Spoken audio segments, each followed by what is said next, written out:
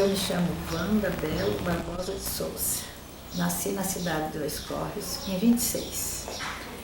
Casei com o maestro Pedrinho em 59, em Caraguatatuba, no cartório de Caraguatatuba. E a cerimônia religiosa na Basílica de Aparecida, em 59, no dia 18 de dezembro, em Caraguá. E no dia 20 de dezembro, na Aparecida do Norte. Tive 2 filhos, um mais velho, que é Gracita, falecido, e essa minha filha herdou o dom musical, né? Toca um pouco de piano e alguns outros instrumentos, brincando, não é profissional. E ele nasceu em Minas Gerais, na cidade de Paraisópolis, uma cidade totalmente musicista. Quase todas as pessoas de lá são músicos, né? Pessoas que entendem da arte musical entendem muita arte musical. E ele iniciou a sua carreira de músico com um cunhado dele chamado Toninho de Barros. Ensinou a tocar trompete. E daí para frente ele foi só se aperfeiçoando até se tornar um grande trompetista, que era o maior para mim e para todos aqui do litoral, do sul de Minas, né? Ele era um grande musicista. Ele esteve em Caraguá a passeio. Ali ficou conhecendo Altamir de Biriçá, mais tarde o prefeito Mateus, e que ficaram sabendo da arte musical dele. E ele foi convidado para brilhantar a festa do centenário de Caraguá na década de 54, que logo ia acontecer. Então o prefeito queria uma festa de arromba, uma coisa maravilhosa, e aconteceu. Ele veio, trouxe músicos de Paraisópolis, trouxe o Zé Pinto, o Manassés, trouxe o Luiz Moreninho, que era um grande trombonista, saxofonista, o Zé Pinto no trombone. E ali ele formou um conjunto musical.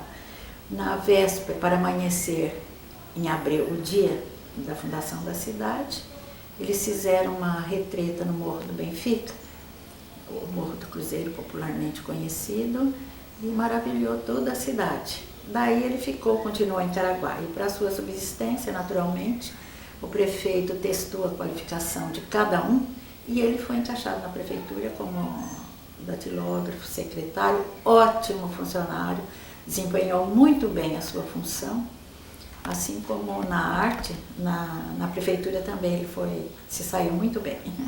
Antes ele era um conjunto musical, antes de 74, foi na década de 70, que também em função do aniversário da cidade, o prefeito pediu que também festividades, né, abrilhantado por um conjunto musical. E ele então, em 12 dias, ele arrebanhou um colosso, uma porção de músicos conhecidos, lutou, batalhou, ensaiou diariamente, e no aniversário da cidade ele apresentou a banda nova, porque a outra tinha sido extinta há muitos anos, nova, que foi registrada depois na prefeitura como Banda Municipal Carlos Gomes. Moram o Alexandre Marques, dos primeiros, porque o Pedrinho enxertava as bandas, músicos de Ubatuba e músicos de Caraguá. Ele tocava aqui em Caraguá aos sábados e aos domingos aqui, porque ele gerenciava as 2 bandas, era maestro das 2 bandas. Então ele transportava os músicos daqui para lá, de lá para cá, fazia aquele enxerto, aquele reforço, e a banda sempre maravilhosa, né? Um agrupamento musical, trombone, saques, trombone de vara, trompete e percussão, né? Todos necessários para o desempenho de uma banda musical. A maioria já, Zé Pinto, Manassés, quase todos, vamos dizer assim, né? Já partiram, inclusive o Pedrinho, que teve que atender esse chamado de Deus, infelizmente, né? Porque ele era necessário, imprescindível, sabe? No meio musical, porque ele ajudou a construir a vida musical, a história musical de Caraguá. Ele ajudou a construir a história musical de Ubatuba. Ele deu reforço, ele era um artista sabe? Fundou teatros em Caraguá, participou de teatros. Ele levou cultura para Caraguá naquela década, onde a cidade maravilhosamente calma, linda, né? Como é até hoje, mas era mais calma. Ele revolucionou o meio cultural lá. Ele fazia serenatas. Ele era uma vida maravilhosa, né? Linda, gostosa. Caraguá era um sonho. É ainda, mas naquela época de calmaria, tudo a gente achava lindo, né? Maravilhoso. E ele participou de tudo isso com muita galhardia mesmo, com muita competência. Fazia com alguns componentes da banda, né? Com esses que eu citei. Inclusive ele trazia de Minas um moço chamado Dario Profeta, que era o cantor da banda. Um moço de capacidade vocal muito grande, ajudava nas serenatas, né? E a gente estava acostumado com aquilo, não raro acordava com aquela maravilha na janela, né? Porque Caraguá era simples, dormíamos todos com janelas abertas, não havia violência, nada. Eu sei que até hoje ainda o meio é calmo, mas naquela época, como era muito pequenininha, turismo era incentivado só na época mesmo de férias, a nossa vida lá no decorrer, no dia a dia, fora de férias, era de calmaria constante. Viajava muito. Paraisópolis, que era a cidade dele, São Sebastião. Aqui em Caraguá, nas fazendas, quando havia festas juninas, a banda participava sempre, Paraibuna, aqui no litoral. Tocou no sul de Minas, quase todas as cidades do sul de Minas, Conceição dos Ouros, e outras cidades ali da região, perto de Paraisópolis. A banda era muito conhecida, sabe? Quando havia anúncios lá de que ia chegar a banda Carlos Gomes de Caraguatatuba, ou mesmo a de Ubatuba, que era assim, a corporação era quase que única, né? Havia festa na cidade, esperando essa corporação maravilhosa, porque realmente ela era linda, sabe? Sempre se apresentou com muita competência, com muito orgulho, em todas as cidades, viajava muito. Ficava muito na Aparecida, participavam de concurso da fanfarra, sabe? Que as festas, né, da apresentação das fanfarras, a banda ia para brilhantar também esse pedaço da festa, né? Tudo muito bonito. Gasparzinho também foi um grande trompetista, muito competente, abrilhantou, ajudou na corporação musical. Em todos os eventos musicais ele também ajudava. E o Walter também, trombonista, ajudou muito, era de Caraguá, até hoje ele mora aqui. E já não toca mais, porque ele é profissional na prefeitura, trabalha na prefeitura, não sei se já se aposentou, mas ajudou muito, um grande musicista também, o Walter. Filhinho, Fragoso, também um dos antigos, dos primeiros fundadores, num tempo em que a banda aqui era o maestro João Moura. Então, seu filhinho já pertencia à banda aqui de Ubatuba. Isso antes de chegarmos em Ubatuba, porque depois que chegamos, em 72, que tudo foi fomentado, tudo ferveu, sabe? Com a chegada do Pedrinho. A banda foi reativada também, porque aquela banda também foi extinta. E seu filhinho ajudou, tocou, abrilhantou também muitos festivais da banda. Não, essa antiga que tinha sido extinta. Aqui foi reativada com ele e tomou o nome de Lira Padre Anchieta. Foi registrada com o nome de Lira Padre Anchieta. E daí para frente foi um desempenho, farto desempenho. Abrilhantou festas, né? Festivais na avenida, carnavais. A banda estava sempre presente. E no Coreto era sempre um dia de show. Todo mundo participando, dançando. Carinhosamente chamavam a banda de Furiosa. Era um carinho porque a banda era animada. Tinha, sim, a apresentação clássica, o lado clássico da banda, mas eram temas atuais, né? De musicistas atuais, compositores atuais. E a banda pendia mais por esse lado, gostava mais da animação, aquela coisa palafatosa, todo mundo dançava e participava. No Coreto. No mês tinha. Pedrinho tinha 3 trompetes. 3 depois que foram furtados do carro dele, os 2 primeiros. E ele foi comprando e ganhou também de uma empresa musical um trompete que eu tenho até hoje, guardado comigo. Tem até a foto aí, com a Beth Mendes e outro presidente não me lembro no momento a produção musical que deu para ele, mas tem aqui uma foto que você vai ver depois, recebendo o instrumento das mãos da secretária da Educação na época, a senhora Beth Mendes. Tem aqui a foto que depois você vai ver.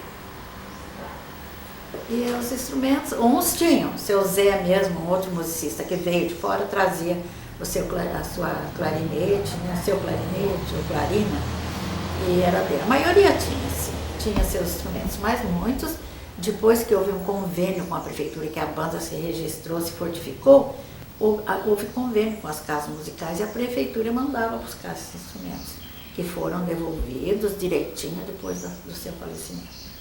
Fiquei apenas com o que lhe pertencia, né? Estão guardados. Ele gostava, assim, ligeiramente de violão, piano, mas o forte era o trompete. Ele foi um excelente trompetista, muito competente, um expert, vamos dizer assim. E o interessante é que ele e todos os outros músicos, a maioria de Paraisópolis tocava de ouvido, porque eles nascem sabendo a música lá. Quando a gente vai a Paraisópolis, a gente vê aquelas crianças já tocando instrumento na mão. E eles educam tanto o seu ouvido que eles tiram qualquer música nos ouvidos. É claro, entendia também a parte das partituras e tudo, mas a música de ouvido era forte deles, dos mineiros de Paraisópolis. Todos já nasciam com esse dom, né? Muito bonita. A maioria temas populares, e ao contrário do que a nossa banda hoje aqui, que é mais clássica, né? Uma banda mais sinfônica, muito linda também, do maestro Valdeci, maravilhosa a banda. Mas aquela outra banda, que eu já disse, carinhosamente chamada de Furiosos, ela pendia para os temas populares, e da época, né? Todos atuais, mas tocavam românticas, outros temas, boleros também eram forte da banda, que o povo gostava de dançar. E esse lado sinfônico da banda não oferece, né, um chão para que todos os dançarinos pudessem participar. Então ele atendia o público, que pedia também, solicitava, toca isso, toca aquilo, e eles atendiam prontamente. Melhorar a condição, crescer cada vez mais, aperfeiçoar a vida musical, né, dos músicos, oferecer cursos para eles no futuro, né, poder ter essa condição de oferecer aos músicos um aperfeiçoamento e que eles se solidificassem como profissionais. Ele era um musicista de alma, sabe? E ele queria também que os músicos da banda fossem também. Ele tinha esse sonho, sim, tinha, que eles fossem profissionais de grande competência. Para isso precisavam se aperfeiçoar, né?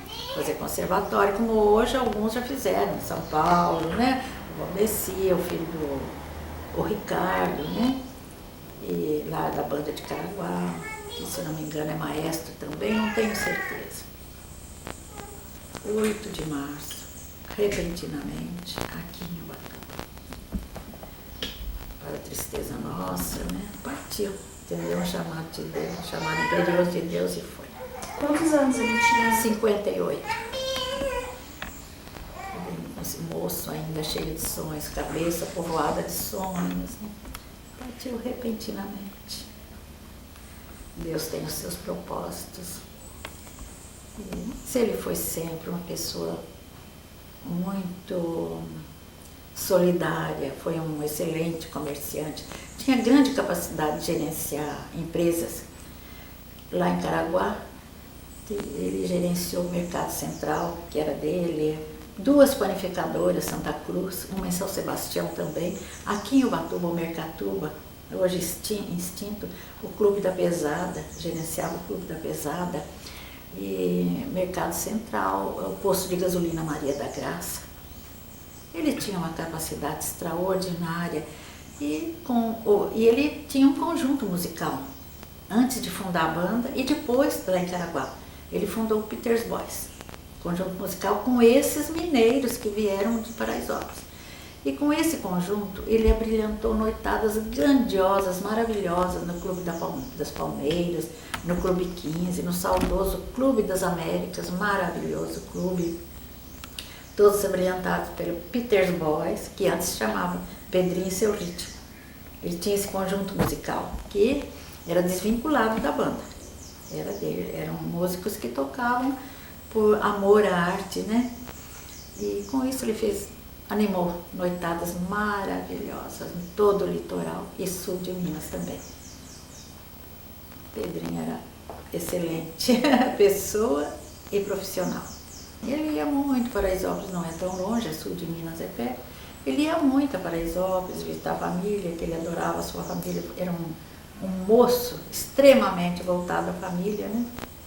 E ele ia quase que toda semana, todo mês para Paraisópolis, que era pertinho, ia voltar, e sempre aqui e ali, sempre, nunca esqueceu a família dele lá. Ele veio com esses músicos, o Zé Pinto, o Luiz Moreninho, vamos dizer assim. E ali eles foram morar numa pensão da Dona Maria, a mãe da Pedrina, que hoje Pedrina é de Caraguá. E ali morou muitos anos, até que nós nos casamos e tivemos a nossa casa. Casei em 59 com ele. Tivemos uma vida maravilhosa, porque ele realmente, ele não era só um músico bom, ele era um homem bom, uma pessoa do bem. Uma pessoa do bem. Pedrinho sempre foi um expert na vida. Onde ele se empenhava, ele se saía muito bem.